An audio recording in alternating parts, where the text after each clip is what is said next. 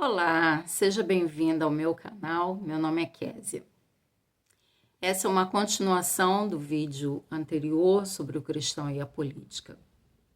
Como eu falei no vídeo anterior, eu quero, nesse vídeo, citar alguns textos bíblicos e eu vou deixar na descrição do vídeo todos os textos que eu vou citar aqui. Então, como a igreja deve viver no meio de uma sociedade pagã?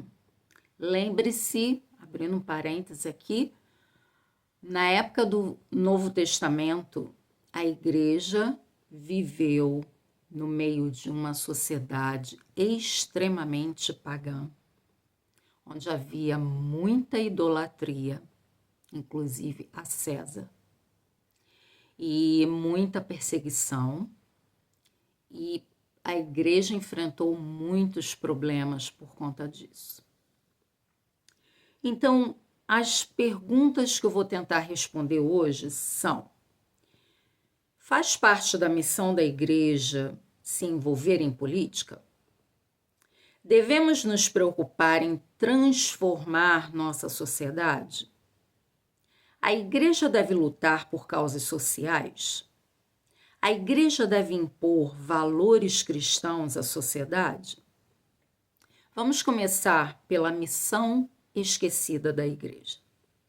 Mateus capítulo 28, versículos 19 e 20, diz, Jesus manda: ide, ensinai, batizando em nome do Pai, do Filho e do Espírito Santo, ensinando a guardar a palavra de Deus.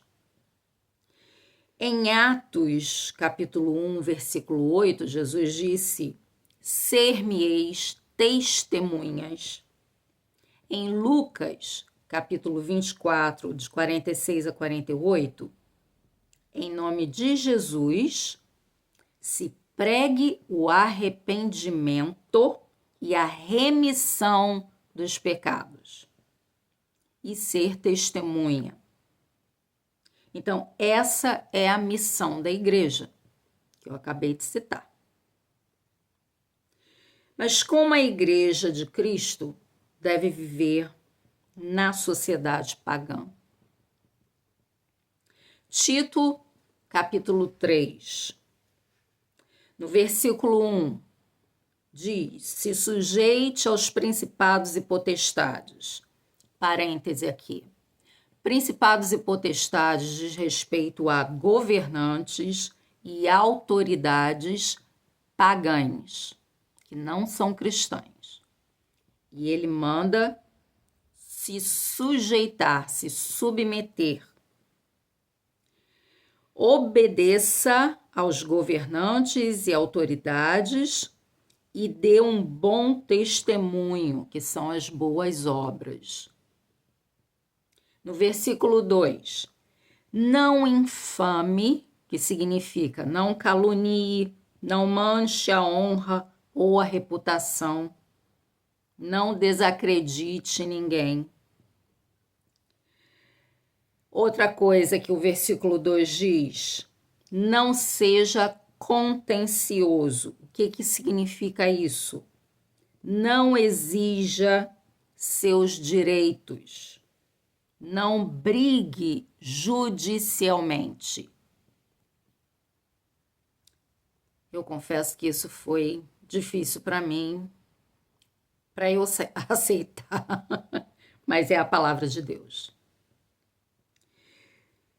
Continuando o versículo 2, seja modesto, sem vaidade, mostre mansidão, suavidade, brandura, tranquilidade a todas as pessoas. Gente, eu queria que alguns pastores entendessem isso. No versículo 3, diz: lembre-se de que você era ímpio antes do Senhor te salvar. Então, seja humilde e tenha compaixão dos ímpios, daqueles que estão indo para o inferno. Seja humilde, lembre-se de que você foi salvo. do inferno. Deus te resgatou. Então, tenha compaixão daqueles que estão indo para o inferno, dos ímpios. E seja humilde, né? 1 Pedro, capítulo 2, de 11 a 25. Eu destaquei algumas coisas aqui que Pedro fala. Primeiro, nós somos peregrinos e forasteiros. Nós não pertencemos a esse mundo. Estamos aqui de passagem.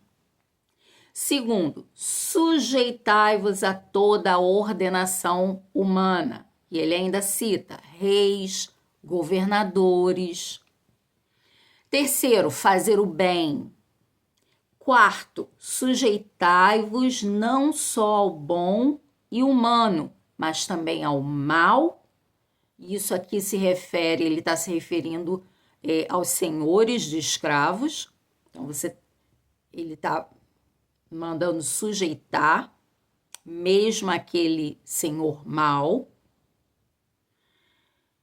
E é coisa agradável a Deus, é coisa agradável a Deus padecer injustamente. No versículo 21 diz, porque por isso fomos chamados, pois Cristo padeceu por nós. Nós fomos chamados, como igreja, a padecer injustamente. Colossenses 3, versículo 2, Paulo diz, pensai nas coisas que são de cima do céu, e não nas que são da terra, desse mundo. Colossenses 4, versículo 5, a vossa palavra seja sempre agradável, temperada com sal. Isso é muito difícil, né? Mas é o que está escrito na palavra de Deus.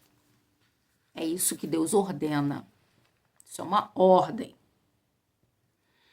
1 Timóteo, capítulo 2, versículos de 1 a 3, manda orar por todos, inclusive pelos reis, só lembrando que César não era fácil.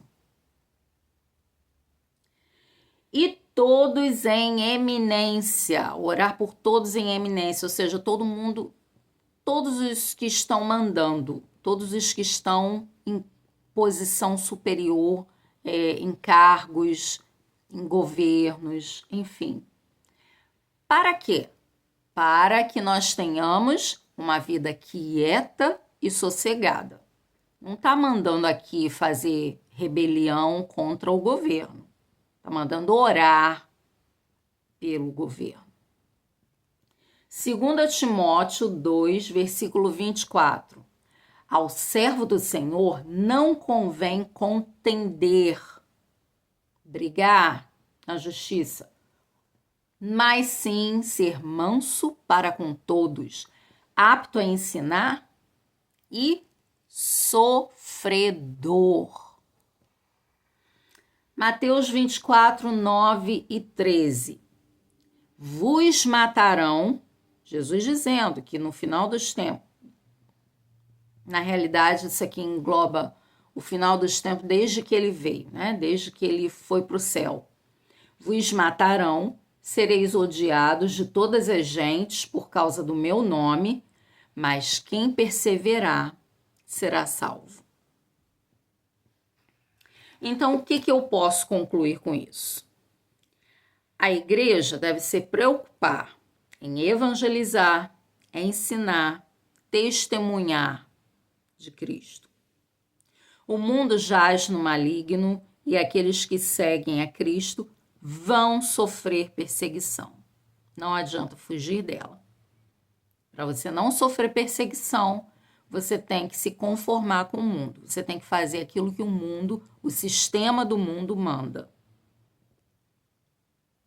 A sociedade sempre foi e sempre será anticristã. A igreja deve ajudar os mais necessitados, sim. Leia 2 Coríntios 9, de 6 a 15. Mas, desde que seja com alegria e primeiro aos irmãos da fé.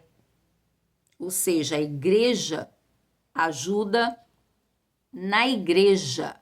É o primeiro compromisso é com os nossos irmãos na fé, não é com os outros. A gente primeiro ajuda ali os irmãozinhos que estão passando necessidade. E sempre lembrando, viúvas e órfãos precisam de ajuda. Mas, quanto a unir-se a grupos, e lembrem, pode ser que você não saiba, mas esses grupos são sempre grupos ligados a políticos, que nem sempre são cristãos ou pró-cristãos.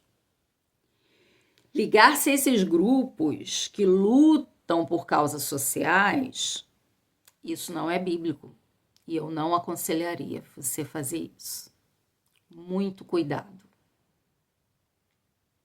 A igreja não foi chamada para transformar a sociedade em que nós vivemos como um todo, a política, deixar de ser ditadora ou alguma coisa assim. Mas foi chamada para evangelizar, para que o poder de Deus transforme o indivíduo. Nós nos preocupamos em evangelizar um por um, salvando, tirando das garras do inferno, para que essa pessoa seja transformada pelo poder de Deus. Então, eu espero que isso tenha elucidado algumas coisas. Cuidado com líderes que estão sempre pressionando para fazer alguma coisa, mudar a nação. Cuidado com isso. Busque a palavra do Senhor. E cuidado com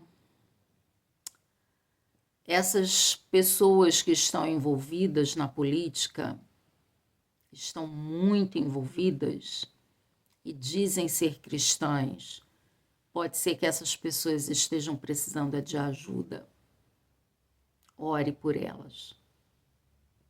Não fale mal, não fique espalhando notícia nas suas redes sociais ou reclamando, falando mal. Isso não é de Deus, isso não é comportamento de cristão. Nós temos que orar, clamar ao Senhor, mas lembre-se, Deus é soberano.